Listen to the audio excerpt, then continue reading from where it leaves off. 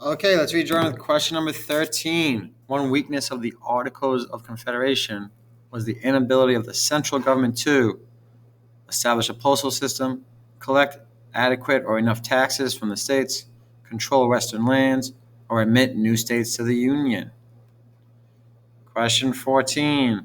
Senate rejects Supreme Court nominee. Supreme Court declares National Recovery Act unconstitutional, and Congress overrides Truman's veto on the act.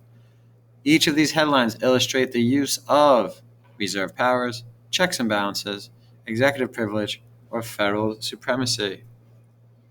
Question 15. Which action is an example of the use of checks and balances?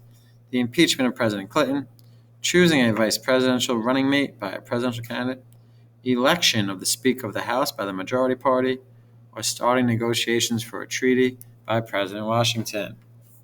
Question 16. Okay, we have a chart here showing the selected presidential vetoes. The question is, which statement is most clearly supported by the information provided in the table? 1. Washington vetoed all the bills that were sent to him. 2. Jackson was the first president to use the veto power. 3. Lincoln was too occupied with the Civil War to oppose Congress. Or 4. Andrew Johnson faced the most effective opposition from Congress. Question 17. Look at the chart here. It has national government, state government, and local governments. Which constitutional principle is best illustrated by the chart? Is this federalism, implied powers, due process, or property rights? Number 18. The elastic clause of the United States Constitution gives Congress the power to make rules for the government and regulation of the land and naval forces, regulate commerce with foreign nations and among several states and within the Indian tribes, lay and collect taxes, duties, imports, and excises, or make all laws which shall be necessary and proper for carrying into execution the foregoing powers. 19. Which action is an example of the checks and balances? An individual pays both a state and a federal income tax. New York State requires at least 180 school days per year. The House of Representatives vote to expel one of its members, that means to kick out. Or 4. The Senate approves a president's nominee to the Supreme Court. Number 20. Here were some congressional bills vetoed from 61 to 1993. The question is, which statement is accurate about the congressional bills vetoed between 1961 and 1993? Congress was usually able to override a presidential veto. Pocket vetoes were used more often than regular vetoes. The majority of presidential vetoes were upheld, or the use of the veto increased steadily between 1961 and 1993. Question 21. A constitutional power specifically delegated to the federal government is the power to regulate marriage and divorce, establish education standards, declare war, or issue driver's licenses.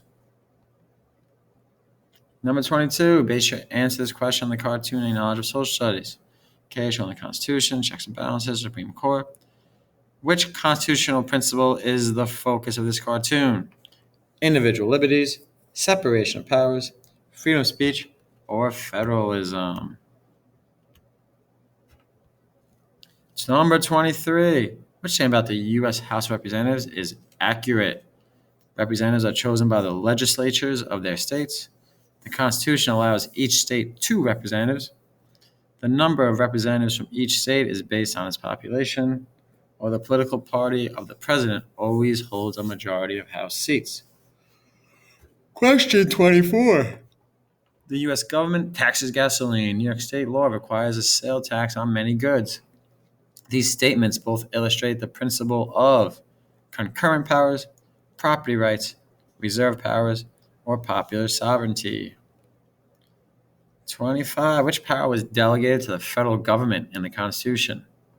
Establishing an official religion, controlling interstate commerce, regulating marriage and divorce, or granting titles of nobility. Okay, take your best choice, select it, and we will see you back for question number 26.